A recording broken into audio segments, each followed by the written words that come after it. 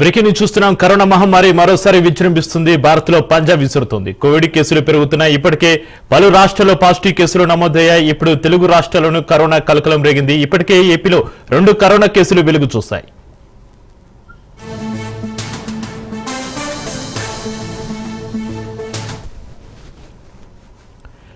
ఇక తెలంగాణలోనూ తొలి కరోనా కేసు నమోదైంది. హైదరాబాద్ కుకట్పల్లిలోని ఓ డాక్టర్కు కోవిడ్ పాజిటివ్ గా నిర్ధారణైంది. కరోనా కేసు నమోదవడంతో వైద్యారోగ్య శాఖ అధికారులు ప్రజలను అప్రమత్తం చేశారు. జాగ్రత్తలు తీసుకోవాలని సూచించారు. ప్రజలెవరూ ఆందోళన చెందాల్సిన అవసరం లేదని, ప్రతి ఒక్కరూ అప్రమత్తంగా ఉండాలని సూచనలు చేశారు.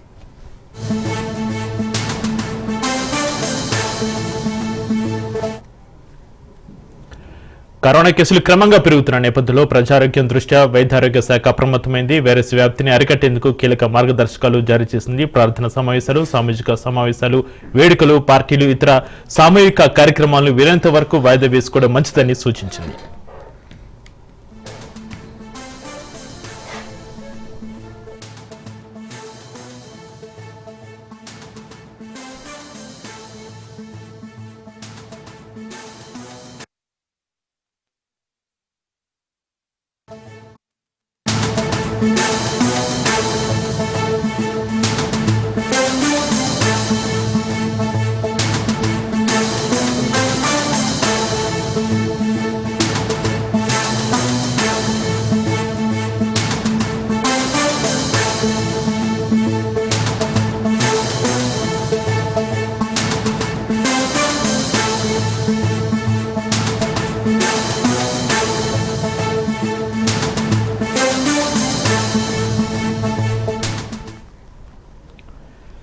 మరో బ్రేకింగ్ న్యూస్ చూస్తున్నాం. సిద్దిపేట జిల్లా దుబ్బాక మండలంలో మానవత్వం మంటగాలిసే ఒక దారుణ సంఘటన చోటు చేసుకుంది. కన్నపేగు బంధాన్ని విస్మరించి ఒక తల్లి తన 80 రోజుల పసికందును అత్యంత కిరాతకంగా బావిలో పడేసి ప్రాణాలు తీసింది.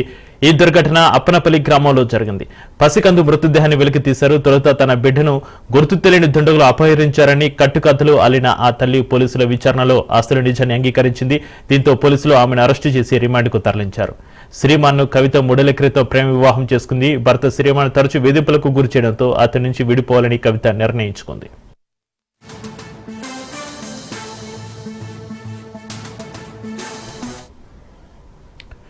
కామారెడ్డి జిల్లా కోర్టులో ఓ కానిస్టేబుల్ ఏసీబీకి చిక్కారు. ఓ కేసు విషయంలో బాధితుడి నుంచి డబ్బులు తీసుకుంటూ కానిస్టేబుల్ సంజీవ్ ఏసీబీ అధికారులకు రెడ్డి హ్యాండెడ్ గా పట్టుబడ్డాడు. సంజీవ్ కామారెడ్డి పట్టణ పోలీస్ స్టేషన్ నుంచి కోర్టులో సీడీఓగా పనిచేస్తున్నారు. ఈ క్రమంలో ఓ కేసులో ఉన్న వ్యక్తి నుంచి డబ్బులు డిమాండ్ చేశారు. తీరా లంచం ఇవ్వలేని బాధితుడు ఏసీబీని ఆశ్రయించాడు. అయితే లంచం డబ్బులు డిమాండ్ చేసిన వ్యవహారంలో కానిస్టేబుల్ తో పాటు ఇంకా ఎవరెవరి పాత్ర ఉందనే విషయమే ఏసీబీ విచారణ జరుగుతుంది. ఈ క్రమంలో పలువురు పోలీసు అధికారులను పిలిపించి వివరాలు ఆరా తీస్తున్నారు.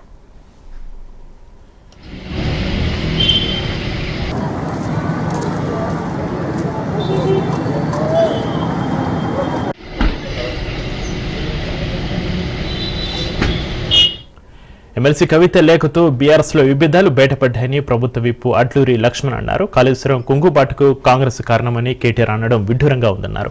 కాళేశ్వరంపై సిబిఐ విచారణకు కేటీఆర్ కోరాలని అడ్లూరి లక్ష్మణ్ అన్నారు. మంత్రివర్గ విస్తరణలో మదికలకు అవకాశం ఇవ్వాలని సీఎం రేవంత్ రెడ్డికి వినతి పత్రం అందజేశామని అంటున్న ప్రభుత్వ విప్ అడ్లూరి లక్ష్మణ్తో మా ప్రతినిధి రాజు ఫేస్ టు ఫేస్. మీద మనతో మాట్లాడడానికి ప్రభుత్వ విప్ అడ్లూరి లక్ష్మణ్ గారు ఉన్నారు. కవిత కేసీఆర్ కు లేఖ రాసింది. దీన్ని ఎట్లా చూస్తారు? పార్టీలో ఉన్నటువంటి విభేదంగా చూస్తారా ఏంటి? లేఖ రాయడం వెనుక ఉన్నటువంటి మతలబ్ ఏంటి?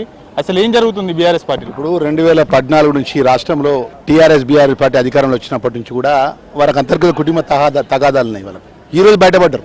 ఈ రోజు బయటపడేది అంటే ఈ రోజు తీవ్రమైన నిరాశ గురైపోయి ఏం చేయాలని అర్థం కాక స్వయాన తండ్రికే మై డియర్ డాడీ అని ఉత్తరం రాసిందంటే ఎవరు రాస్తారు? ఇక అన్ని విధాలకు కూడా మనసును ఇక నేనేం మాట్లాడినా మా డాడీ కూడా కాదన్నట్టు మై డియర్ డాడీ అని ఉత్తరం రాసింది. అంటే 2014 నుంచి వారికి ఏదైతే వారి అంతర్గతమైన కుటుంబ తగాదాలు అన్ని అంతర్గతంగా ఉన్నటువంటి ముఖ్యమంత్రి సీటు కోసం వారి యొక్క పార్టీ అధ్యక్ష పదవి కోసం ఉన్నటువంటి అంతర్గత తగాదాలు ఇలా బయటపడ్డాయి. ఆమె మాట్లాడిన దాంట్లో మా సోదరిమణి మా కవితక్క గారు మాట్లాడిన దాంట్లో యథార్థం మాట్లాడింది. అది యథార్థమైన విషయాన్ని ఈ రోజు బయటపెట్టిన ధైర్యంగా ఆమె. ఈడీలో అటు నేషనల్ హెరాల్డ్ కేసులో సీఎం రేవంత్ రెడ్డి పేరు ఉండడం, దాన్ని డైవర్షన్ చేయడానికి ఈ నాటకం, కొత్త నాటకం కవిత లేఖ అనేది కాంగ్రెస్ తీసుకొచ్చినటువంటి డైవర్షన్గా చెప్తా ఉన్నారు. దీన్ని ఎంతవరకు చూడాలి? మా కవితక్క గారు రాసింది వాస్తవాలు రాసింది. ఏది ఎవరు డైవర్ట్ చేస్తే డైవర్ట్ అయ్యే యుగం కాదండి. ఈ ప్రపంచంతో సోషల్ మీడియా ప్రపంచం ఇవ్వాలి. ఆమె 2014 నుంచి ఆమె బాధపడుతున్నటువంటి ఏదైతే టీఆర్ఎస్ బీఆర్ఎస్ పార్టీ 2023 వరకు చేసిన తప్పులను పొరపాట్లను ఆమె ఏం మాట్లాడింది? మన బహిరంగ సభలో జరిగినటువంటి బహిరంగ సభలో ఏదైతే జరిగిన బహిరంగ సభలో మీరు ఇంకా కొంచెం ఎక్కువ మాట్లాడాల్సి ఉండే, ఇంకా ఎంతో మంది వక్తలతో మాట్లాడిపోయాల్సి ఉండే, దయాకర్రావు గారితో మాట్లాడిపోయాల్సిన అవసరం లేదంటే అన్ని సామాజిక వర్గాలకు సంబంధించిన కుల వర్గీకరణ పరంగా అటు బీసీలం కానీ ఎస్సీలం కానీ అందరితో మాట్లాడిపోయాలి, అందరి ఫోటోలు కూడా పెద్దగా పెట్టాలనే విషయం కూడా అందరు గౌరవించాలని చెప్పి వారి యొక్క నాయకుని తండ్రిని ప్రశ్నించింది ఆమె. ప్రధానంగా బీజేపీ బీఆర్ఎస్ ఒకటే అనేటటువంటి సంకేతాలు వెళ్తున్నాయి. బీజేపీ మీద 2 నిమిషాలు మాట్లాడడమే కొంత ప్రజలకు నచ్చలేదు అనేటటువంటిది కూడా ప్రధానంగా ప్రస్తావించినటువంటి పరిస్థితి. యావత్ తెలంగాణ ప్రజలకు మన పార్లమెంట్ ఎన్నికల్లో పట్టి తెలిసిపోయింది. టోటల్ 17 పార్లమెంట్ సీట్లు ఉన్నట్టు బీజేపీ వాళ్ళకు టీఆర్ఎస్ పార్టీ వాళ్ళు కాడ ఎత్తేసి మధ్యలో పోటీకెళ్ళి విరమించుకొని మీరు బీజేపీ పార్టీకి ఓటు వేయమన్న రోజే బీజేపీ టీఆర్ఎస్ ఒకటి అనేది తెలంగాణ ప్రజలకు అందరూ కూడా తెలిసింది. ఇది ఇప్పుడు ఏంటంటే ఓపెన్ గా బయటపడుతున్నారు. ఈడీ వాళ్ళు ఎందుకు ఇన్వాల్వ్మెంట్ అయ్యి కేసు మన కాళేశ్వరం ఎందుకు వాళ్ళు ఎంక్వైరీ జరిపిస్తలేరు? ఎందుకు అభియోగాలకు సంబంధించి అనేక అభియోగాలు వచ్చినాయి కదా. ఫోన్ ట్యాపింగ్ వచ్చింది, అనేక కూడా సుమాటో కూడా తీసుకోవచ్చు కదా. విషయాన్ని కూడా వాళ్ళు ఇమీడియట్ గా టేక్ ఓవర్ చేసుకోవచ్చు కదా. కేటీఆర్ మాట్లాడుతూ కాళేశ్వరం కూలడానికి కాంగ్రెస్ నేతలే కూల్చేశారు అనేటటువంటి అనుమానాలు మాకు కలుగుతా ఉన్నాయి అనేది కూడా ఆయన చిట్చాట్ చేశారు. ఇప్పుడు కేటీఆర్ మాట్లాడే ముందు కొంచెం సోయితో మాట్లాడాలి. ఎవరు ముఖ్యమంత్రి ఉన్నారండి? ఎవరు ప్రభుత్వం ఉన్నదండి? అసలు మాట్లాడే ముందు సోయితో మాట్లాడా కేటీఆర్ గారు. నువ్వు ఒక నాయకుని కూడా మోనియకుండా, ప్రెస్సులో మోనియకుండా, నువ్వు కంచెలు పెట్టి 25 కిలోమీటర్ దూరంలో ప్రాజెక్టు చూడకుండా, ప్రాజెక్టు ఉన్న రోజులు ఎవరినైనా కూడా ఈ రోజు ఏ విధంగా కాంగ్రెస్ పార్టీ ఈ ప్రభుత్వంలో స్వాగతించినవా? నువ్వు అధికారం నుండి, నువ్వు ప్రభుత్వం నుండి నువ్వు ఆ మాట మాట్లాడితే కాళేశ్వరం కమిషన్ ఎక్కడ బయట పడితే ఎక్కడ జైలు కూడి వస్తుందని భయంతో ఏది పడితే అదే మాట్లాడతాను కేటీఆర్. ఏది కూడా వదిలిపెట్టే ప్రసక్తే ఉండదు. ఫోన్ ట్యాపింగ్ విషయం వదిలిపెట్టరు, డ్రగ్స్ సంబంధించిన విషయం వదిలిపెట్టరు, కూలేశ్వరం విషయం వదిలిపెట్టరు. నువ్వు చేసిన పాపాలు 10 సంవత్సరాలు చేసిన పాపాలు అన్ని కూడా తెలంగాణ ప్రజల ముందు గౌరవ ముఖ్యమంత్రి రేవంత్ రెడ్డి గారు కానీ గౌరవ ప్రభుత్వం కానీ మొత్తం కూడా ముందు పెడతాన విషయం తెలియజేస్తాను. ఫైనల్ గా ఇవాళ సీఎం రేవంత్ రెడ్డిని కలిశారు. మాదిగ సామాజిక వర్గానికి మంత్రివర్గ విస్తరణలో ఛాన్స్ కల్పించాలనేటటువంటిది కూడా వినతి పత్రం అందజేశారు. ఏం చెప్పారు సీఎం రేవంత్ రెడ్డికి? ఎవరెవరికి లేఖ రాశారు? రాష్ట్ర గౌరవ ముఖ్యమంత్రి గారి నేతృత్వం లోపల ఎస్సీ కేటగిరీషన్ విషయంలో మా గౌరవ మంత్రివర్యులు మా దామోదర్ రాజనరసింహన్ నేతృత్వంలో 6 కేటగిరీ కోసం మేము ఢిల్లీకి వెళ్ళినాం. సుప్రీంకోర్టులో మా వాదనలు ఇప్పించిన ప్రభుత్వం తరఫున దానిలో భాగంగా 33 లక్షల మంది మేము 2011 సెన్సస్ ప్రకారం ఉన్నాం. మాకు ఆ మాదిగ వర్గానికి సంబంధించిన వారికి మా కులం తరఫున మాట్లాడడానికి చట్టసభలో ప్రాతినిధ్యం ఇవ్వాలని చెప్పి ముఖ్యమంత్రి గారు కోరడం జరిగింది. దామోదర్ అన్నగారి యొక్క నేతృత్వం లోపల ఇది ఒక కార్యక్రమం తీసుకోవడం జరిగింది. అదేవిధంగా మా వర్గానికి సంబంధించిన వాళ్ళకు రేపు చట్టసభ లోపల మాకు చట్టపరంగా ఉన్నటువంటి ఏదైతే కష్ట సుఖాల విషయంలో కూడా గౌరవ ముఖ్యమంత్రి గారికి కూడా వారి దృష్టికి తీసుకెళ్లడం జరిగింది. అఖిల భారత కాంగ్రెస్ పార్టీ దృష్టి కూడా సోమవారం తీసుకెళ్తామన్న విషయం ఈ సందర్భంగా తెలియజేస్తూ 5 మాదిగా వర్గానికి చెందినటువంటి ఎమ్మెల్యేలను ఎన్నుకోబడ్డాం. 5 ఎవరికి మా మంత్రివర్గంలో కూడా ప్రాతినిధ్యం ఇచ్చే విధంగా పరిశీలన చేయాలని ముఖ్యమంత్రి గారికి అఖిల భారత కాంగ్రెస్ పార్టీకి మేము విన్నపించుకుంటున్నాము. ఇప్పటికైనా కేటీఆర్ కాళేశ్వరం కుంగుబాటుకు సంబంధించి సిబిసిఐడి విచారణ కోరాలని, దాంతోపాటుగానే కవిత రాసినటువంటి లేఖతో బీఆర్ఎస్ లో ఉన్నటువంటి విభేదాలు కుండ బద్దలు కొట్టారనేది కూడా విప్ అడ్లూరి లక్ష్మణ్ చెప్తున్నటువంటి పరిస్థితి అవుతుంది. కెమెరా పర్సన్ భిక్షపతితో రాజు న్యూస్.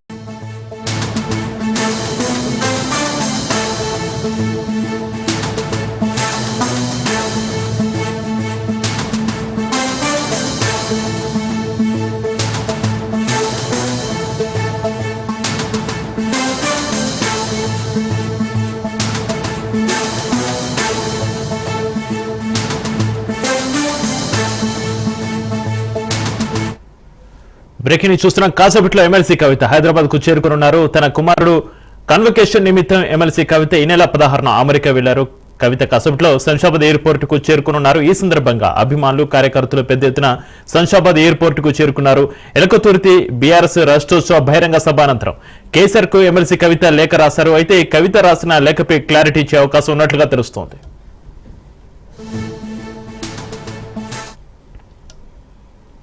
కాసేపట్లో ఎమ్మెల్సీ కవిత హైదరాబాద్ కు చేరుకున్నారు. తన కుమారుడు కాన్వకేషన్ నిమిత్తం ఎమ్మెల్సీ కవిత ఈ నెల 16న అమెరికా వెళ్లారు. కవిత కాసేపట్లో శంషాబాద్ ఎయిర్పోర్ట్ కు చేరుకున్నారు. ఈ సందర్భంగా అభిమానులు కార్యకర్తలు పెద్ద ఎత్తున శంషాబాద్ ఎయిర్పోర్ట్ కు చేరుకున్నారు. ఎల్కతుర్తి బీఆర్ఎస్ రాష్ట్రోత్సవ బహిరంగ సభ అనంతరం కేసీఆర్ కు ఎమ్మెల్సీ కవిత లేఖ రాశారు. అయితే కవిత రాసిన లేఖపై క్లారిటీ ఇచ్చే అవకాశం ఉన్నట్లుగా తెలుస్తుంది. ఇక దీనికి సంబంధించి మరింత సమాచారాన్ని మా ప్రతినిధి సైదులు లైవ్ లో అందిస్తారు. సైదులు,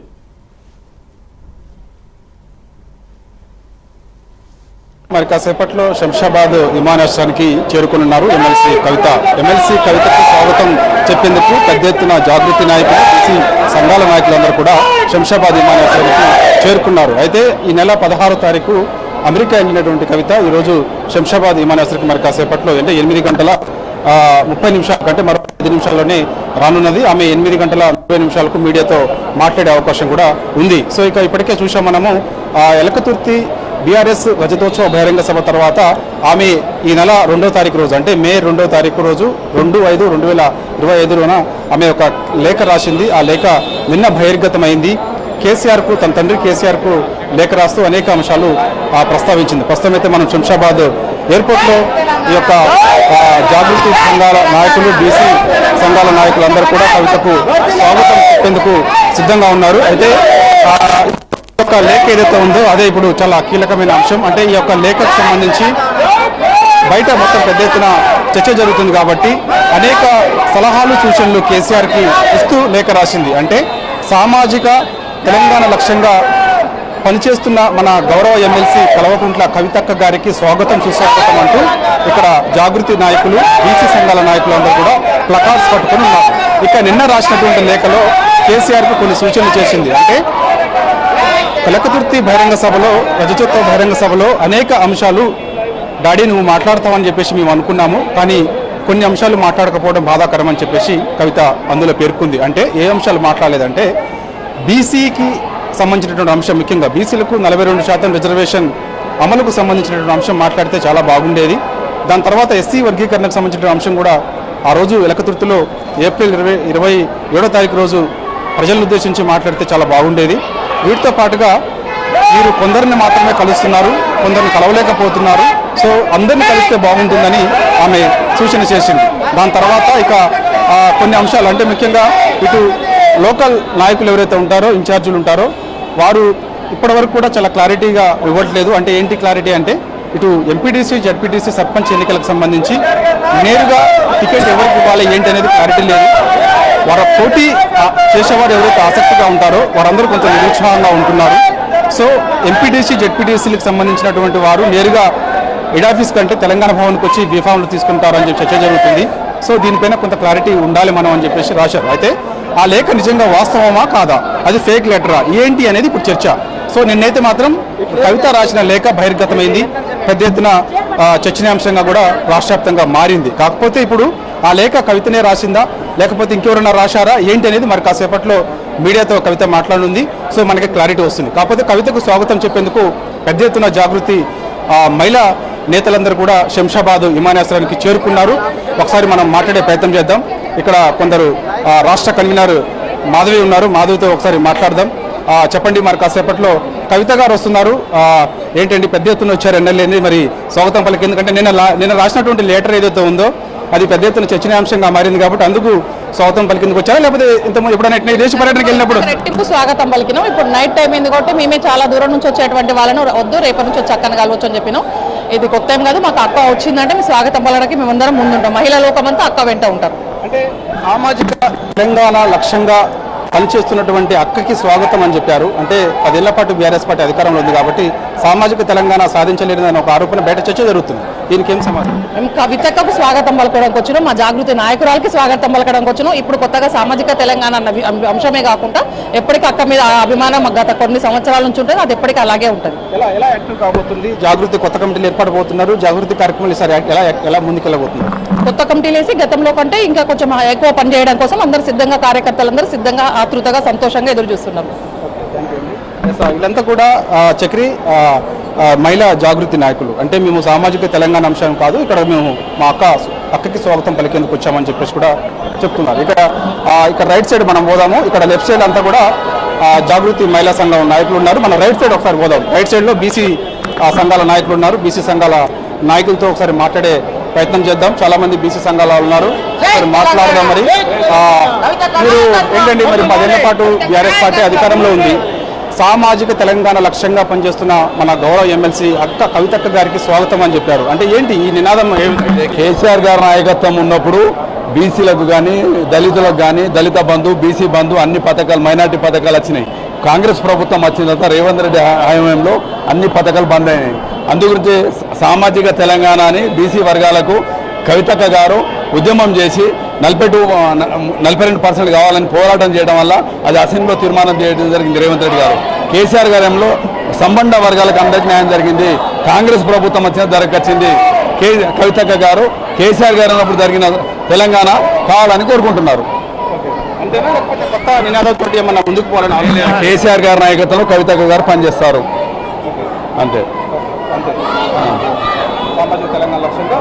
ఆమె సామాజిక తెలంగాణ అంటే బలైన వర్గాలు తీసుకొని వెళ్ళాలి. కాంగ్రెస్ ప్రభుత్వం మోసం చేస్తుంది. అన్ని పథకాలు 6 గ్యారెంటీలు చెప్పి మోసం చేసింది కనుక 420 దొంగ హామీలు చెప్పి గద్దెనెక్కింది. ఒక్క పథకం సరిగా అమలు చేయకొచ్చారు. రైతు భరోసా కానీ, రైతు బంధు కానీ, దళిత బంధు కానీ, బీసీ బంధు కానీ, మైనార్టీ బంధు ఇంత ఒక్క రాలే. ఎలా ఉండబోతుంది ఆచరణ? బీసీలకు ఇచ్చినటువంటి కాంగ్రెస్ పార్టీ హామీలు ఏవైతే ఇచ్చిందో ఎన్నికల సమయంలో, సో మరి అందుకు అవి ఎన్ని నెరవేర్చలేకపోయింది అంటున్నారు. కాబట్టి ప్రభుత్వం పైన ఎటువంటి ఒత్తిడి మీరు తేబోతుంది? కవితక్క గారు అదే ప్రతి ఒక్క మీద ఉద్యమం చేస్తున్నారు. మహిళలకు 2500 ఇస్తామన్నారు. ఎందుకు ఏకచ్చరి అడుగుతారు. స్కూటీలు ఇస్తామన్నారు మహిళలకు. ఏ విధంగా కవితక్క ఉద్యమం చేస్తున్నారు. ప్రతి ఒక్క విషయంలో ప్రజల పక్షం నుండి బీఆర్ఎస్ పార్టీ తరఫున ఆమె పోరాడుతుంది. ఆమె కవితక్క గారు శాసన మండలిలో తీయడం జరిగింది.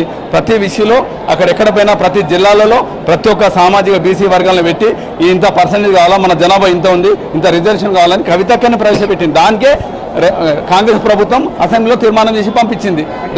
అదేవిధంగా ఎలక్షన్ పెట్టాలి. ఇప్పుడు పెట్టకొచ్చారు వాళ్ళు. చక్రి చూస్తున్నాం కదా, ఖచ్చితంగా అంటే సామాజిక తెలంగాణ లక్ష్యంగా పనిచేస్తున్నామని చెప్పేసి కూడా చెప్తున్నారు. అంటే ఆ విధంగా సామాజిక తెలంగాణ వచ్చే విధంగా కాంగ్రెస్ పార్టీ పైన ఒత్తిడి తెచ్చేందుకు మాత్రమే ఈ యొక్క ప్లకార్డ్స్ మేము ఏర్పాటు చేశామని చెప్పేసి కూడా చెప్తున్నారు. ఖచ్చితంగా కేసీఆర్ నాయకత్వంలో కవిత గారు పనిచేస్తారని చెప్పేసి కూడా చెప్తున్నారు. ఇక రైట్ సైడ్ కొంతమంది ఉన్నారు, ఒకసారి మాట్లాడే ప్రయత్నం చేద్దాము. వీరందరూ కూడా కొందరు ఉన్నారు, వారితో మాట్లాడే ప్రయత్నం చేద్దాం. ఇక్కడ టీం కవితక్క అంటూ ఫ్లెక్సీలు అంటే కవిత గారికి సంబంధించినటువంటి కొన్ని ఫ్లెక్సీలు పట్టుకుని వచ్చారు కూడా టీం కవితక్క అని చెప్పేసి అందులో మెన్షన్ చేశారు. సో చాలా వరకు స్పెషల్ ఫ్లెక్సీలు ఏర్పాటు చేశారు. మాట్లాడే ప్రయత్నం చేద్దాం. చెప్పండి, టీం కవితక్క అని చెప్పేసి ప్లకార్డ్స్ పట్టుకున్నారు. సో మరి కాసేపట్లో కవిత గారు శంషాబాద్ విమానాశ్రయానికి రాబోతున్నారు. స్వాగతం పలికిన సిద్ధంగా ఉన్నారు. సో ఏంటండి మీ యొక్క లక్ష్యం ఏంటి? అంటే జాగృతికి సంబంధించిన అంశాలు, బీసీకి సంబంధించిన అంశాలు ఏ విధంగా ముందుకు పోవాలనుకో ప్రభుత్వం ఒత్తిడి ఎలా చేద్దాం? మేము కేవలం కవితక్క స్వాగతం పలకనికి వచ్చినాం. వ్యక్తిగతంగా ఆమె వస్తుంది కాబట్టి, వాళ్ళ కొడుకు గ్రాడ్యుయేషన్ పూర్తి చేసుకుని వస్తుంది కాబట్టి కేవలం స్వాగతం పలకనికి వచ్చినాం. దీంట్లో ఎటువంటి రాజకీయ కోణం లేదు. ఉన్నారు, మాట్లాడే ప్రయత్నం చేద్దాం. చెప్పండి, ఎక్కడి నుంచి వచ్చారండి? ముద్రాజ్ గజ్వెల్. చెప్పండి, ప్రత్యేకించి ఇవాళ స్పెషల్గా అంటే నిన్న రాసినటువంటి కవిత గారు ఒక లేఖ రాశారని అది చర్చనీయాంశంగా మారింది. అది కవిత గారు రాశారా లేదా ఏంటి అనేది ఇప్పుడు మరి కాసేపట్లో మీడియాతో మాట్లాడతారు. సో అందుకు చర్చనీయాంశంగా మారింది కాబట్టి ఇంత పెద్ద మొత్తంలో వచ్చారా, లేకపోతే అమెరికా పోయింది కాబట్టి విదేశీ పర్యటన ముగించుకోవాల్సిన స్వాగతం పలికడానికి వచ్చారు? అమెరికా పోయింది కాబట్టి, ఆమె ఇండియాకి వచ్చింది కాబట్టి స్వాగతం పలికనికి వచ్చినాం. అంతే, ఇలా వేరే ఏం లేదు. Thank you. చూస్తున్నాం కదా చక్రి, విదేశీ పర్యటన ముగించుకొని ఇండియాకి వస్తున్న నేపథ్యంలో కవిత స్వాగతం పలికేందుకు మాత్రమే మేము ఇక్కడ శంషాబాద్ విమానాశ్రయానికి వచ్చినాం తప్ప ఇక్కడ ఎటువంటి రాజకీయ కోణం లేదని చెప్పేసి కూడా చెప్తున్నారు. అనేక సార్లు మేము కవిత విదేశీ పర్యటన ముగించుకుని హైదరాబాద్కి వస్తే అనేక సార్లు ఈ విధంగానే స్వాగతం పలికామని చెప్పేసి కూడా చెప్తున్నారు. అంటే ఎవరెవరు చెప్తున్నారంటే బీసీ సంఘాల నాయకులు అదే చెప్తున్నారు, జాగృతి సంఘాల నాయకులు కూడా అదే చెప్తున్నారు. మరి కాసేపట్లో అంటే టైం మనకి ఎగ్జాక్ట్లీ ఇప్పుడు 8:35 కావస్తుంది, సారీ 8:25 కావస్తుంది. సో మరో ఒక 5 నిమిషాల్లోనే ఆమె శంషాబాద్ విమానాశ్రయానికి వస్తారు. అక్కడ నుంచి ఒక 10-15 నిమిషాల వ్యవధిలో బయటకు వస్తారు. బయటకు వచ్చిన తర్వాత నిన్న కవిత రాసిన లేఖ ఏదైతే బహిర్గతమైందో ఆ లేఖ తనే రాసిందా, ఎవరైనా రాశారా, కావాలని ఆమె పేరు మీద రాసి ఇలా స్పెక్యులేషన్ చేసి ఈ విధంగా పార్టీకి చెడ్డ పేరు తెచ్చే విధంగా ప్రయత్నం చేశారా, ఏంటి అసలు అనేది ఇప్పుడు మరి కాసేపట్లో అంటే మనకు 10-15 నిమిషాల వ్యవధిలోనే కవిత మీడియాతో మాట్లాడుతూ క్లారిటీ ఇస్తారు. చక్రి, అయితే సైదులు కేసీఆర్కు ఎమ్మెల్సీ కవిత లేఖ రాసిన నేపథ్యంలో కవిత రాసిన లేఖపై క్లారిటీ ఇచ్చే అవకాశం ఉందా? అయితే గతంలో ఎప్పుడు కూడా విదేశాలకు కవిత వెళ్లారు వచ్చారు, కానీ ఎప్పుడు కూడా ఇంత భారీ మొత్తంలో అభిమానులు కార్యకర్తలు అయితే బీఆర్ఎస్ నేతలు అక్కడికైతే శంషాబాద్ ఎయిర్పోర్ట్ కి చేరుకున్న దాఖలాలు అయితే లేవు. కానీ ఇది మాత్రం ఆలోచించాల్సిన అవసరం అయితే ఉంది సైదులు. దీనిపైన ఎలాంటి క్లారిటీ అనాలిసిస్?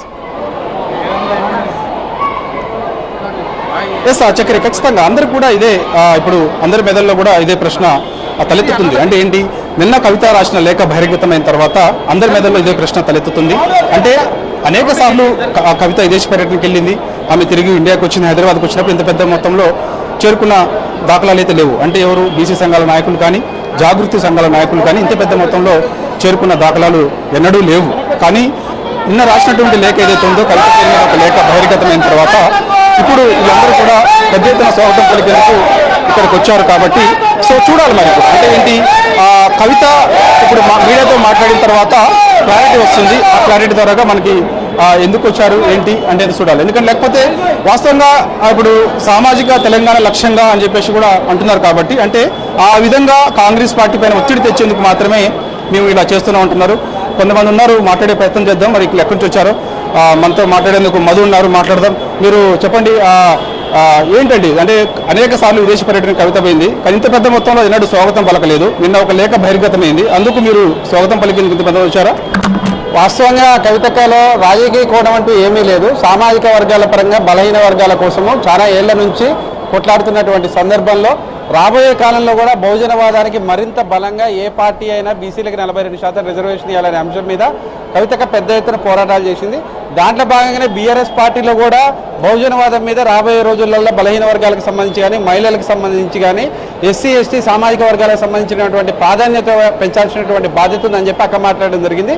వ్యక్తిగతంగా ఎటువంటి రాజకీయ కోణం లేకుండా అందరూ బలహీన వర్గాల పక్షాన మాట్లాడుతుందనే ఏకైక అంశంతో ప్రేమతోటి ఆత్మీయంగా అక్కన కలవటానికి వచ్చినటువంటి సందర్భం తప్పించి ప్రత్యేకించి రాజకీయపరమైనటువంటి అంశాల మీద మాకు వేరే కోణం అయితే ఏమీ లేదు. కేవలం బలహీన వర్గాల అవకాశాల కోసం మాట్లాడేందుకు మద్దతుగా ఇక్కడికి రావడం జరిగింది. ఎటువంటి రాజకీయ కోణం లేదని చెప్పేసి కూడా చెప్తున్నారు. చూడాలి చక్రి, ఎందుకంటే ఇప్పుడు ఇంత పెద్ద మొత్తంలో ఇప్పుడు కవితకి స్వాగతం పలికేందుకు శంషాబాద్ విమానాశ్రయానికి ఎన్నడూ రాలేదనేది కూడా తెలుస్తుంది. అంటే గతంలో కొంతమంది వచ్చారు కానీ ఇంత పెద్ద మొత్తంలో రాలేదు. సో మరి కాసేపట్లో కవిత ఇక్కడికి వస్తుంది, మీడియాతో మాట్లాడుతుంది. ఈ లేఖ తనే రాసిందా, ఎవరైనా రాసి ఇలా చెడ్డ పేరు తెచ్చేందుకు ప్రయత్నం చేశారా ఏంటి అనేది కూడా కవిత మీడియాతో మాట్లాడిన తర్వాత మనకి క్లారిటీ వస్తుంది. Chakri, right, thank you sir. AP CM Chandrababu మీడియాతో మాట్లాడుతున్నారు, ఇప్పుడు అలా చూద్దాం. ఇక్కడికి వచ్చినప్పుడు విజయ్ సింగ్ గారిని వచ్చాను, స్పేస్ టెక్నాలజీ ఒకటి మాట్లాడాను, 2 విజ్ఞాన్ దార కింద తిరుపతి ఐఐటి ఉంది, ఐజర్ ఉంది, సతీ సైఫ్ అంటే sophisticated analytical and technical help institute ఒకటి, సోఫిస్టికేటెడ్ అనలిటికల్ ఇన్స్ట్రుమెంటల్ ఫెసిలిటీ 2 కూడా పెట్టమని చెప్పాను. ఈ దగ్గర ఆయన వర్కౌట్ చేస్తాను, రోడ్ వస్తుంది. National super computer machine Tirupati ఐఐటిలో కానీ 5,000 రిక్వెస్ట్ చేస్తాం. బయోటెక్నాలజీ బయోరిడ్జ్ స్కీమ్ మెడ్టెక్ జోన్ ఉంది, అందులో దీన్ని పెట్టమని కోరాం. అది కూడా అటు state government of India medtech 3 కలిసి ట్రైబెట్ అగ్రిమెంట్ తీసుకొని చేస్తా ఉన్నారు. సిఎస్ఐఆర్ ల్యాబ్ ఆంధ్రప్రదేశ్ లేవు, 37 ఉన్నాయి. 37 చూస్తే ఈ ల్యాబులు లేని ఏకైక రాష్ట్రం ఆంధ్రప్రదేశ్. ఎంతో మంది హైదరాబాద్ అన్ని వచ్చాయి, 3-4 దాకా వచ్చాయి, ఇక్కడ మాత్రం ఏది రాలేదు. ఆ విషయం చెప్పాను. ప్రతి యూనిట్గా సెట్ చేస్తా ఉన్నారు, ఇది కూడా శాంక్షన్ చేస్తా ఉన్నారు. ఇది కాకుండా స్పేస్ సిటీకి నేను ముందే చెప్పాను. స్పేస్ సిటీ వస్తే ఈ సెటిలైట్స్ అని ప్రమోట్ చేయడం, కమర్షియల్ సెటిలైట్స్ రావడం, కాస్ట్ ఆఫ్ సెటిలైట్ వల్ల మొత్తం డేటా కలెక్షన్ చాలా ఈజీ అవుతుంది. దీన్ని కూడా వర్కౌట్ చేస్తున్నారు. ఫైనల్ హోమ్ మినిస్టర్ గారు రివ్యూ పెట్టారు ఈరోజు లా అండ్ ఆర్డర్ పైన, ఆయనతో కూడా రివ్యూ చేసుకున్నాం. రివ్యూ చేసిన తర్వాత హోమ్ మినిస్టర్ గారు నేను గడిచినటువంటి టెక్నాలజీ, న్యూ క్రిమినల్ లా ఇవన్నీ రివ్యూ చేస్తున్నారు. Part of this ministry. ఇప్పటికీ ఒక 24 రాష్ట్రాలని రివ్యూ చేశారు. ఈరోజు మనం కూడా అయింది. దానికి కొన్ని సూచనలు ఇచ్చారు, రివ్యూ చేస్తున్నాం. అదే సమయంలో పర్సనల్గా కలిసి అమరావతి దీనికి బైఫర్కేషన్ యాక్ట్ లో 10 years తర్వాత కామన్ రాజధాని హైదరాబాద్ అయిపోయింది. ఇప్పుడు నోటిఫై చేయాల్సిన అవసరం ఉంది. ఇంతకుముందు అమరావతిని క్యాపిటల్ గా చెప్పారు, రికగ్నైజ్ చేశారు. ఇప్పుడు యాక్ట్ లో పెట్టారు కాబట్టి 10 years అయింది కాబట్టి దీన్ని యాక్ట్ లో పెట్టి బైఫర్కేషన్ యాక్ట్ లో నోటిఫై చేయాల్సిన అవసరం ఉంది. అది కూడా చెప్పాను. చేస్తామన్నారు, అమెండ్మెంట్స్ తీసుకొస్తామని చెప్పి హామీ ఇచ్చారు. అది మన రాయలసీమలో ఉండే వాలంటీర్ ఆర్గనైజేషన్ ఆర్డిటి, ఆ విషయం కూడా మన హోమ్ మినిస్టర్ గారి దృష్టి తీసుకొచ్చాను. ఎందుకంటే one of the best servicing organisation అది. ఎప్పటి నుంచో అక్కడ హెల్త్, ఎడ్యుకేషన్, రాయలసీమ డెవలప్మెంట్ కోసం ఎమ్మెల్యేని కృషి చేశారు. నేను లెటర్ ఇచ్చి దీన్ని తప్పకుండా కన్సిడర్ చేయాలని రిక్వెస్ట్ చేశాను. అది కూడా ఎగ్జామిన్ ఇచ్చేస్తానని చెప్పి హామీ ఇచ్చారు. బ్రీఫ్గా నిర్మలా సీతారామన్ గారి దగ్గరికి వచ్చినప్పుడు మాకుండే ఫైనాన్షియల్ ప్రాబ్లమ్స్ అన్ని ఎప్పటికప్పుడు ఎక్స్ప్లెయిన్ చేసి ఇంకా బెయిల్అవుట్ కావడానికి ఇంకా కొంచెం టైం పడుతుంది, ఏ విధంగా చేస్తారో శాసకీయ కింద కానీ లాస్ట్ టైం ఒక స్కీమ్ పెట్టారు, పూర్వోదయ స్కీమ్ పెట్టారు. ఆ పూర్వోదయ స్కీమ్ కింద కొంత డబ్బులు ఇప్పించమని కోరాను. ఈ రెండూ కాకుండా ఇంకొక పక్కన మనకు బకాయిలు రావాల్సినవి అంటే వేరియస్ రీజన్స్ అలా కట్ చేశారు, అవి కూడా ఇమ్మని చెప్పి రిక్వెస్ట్ చేశాను. ఇవి కాకుండా ఫైనల్గా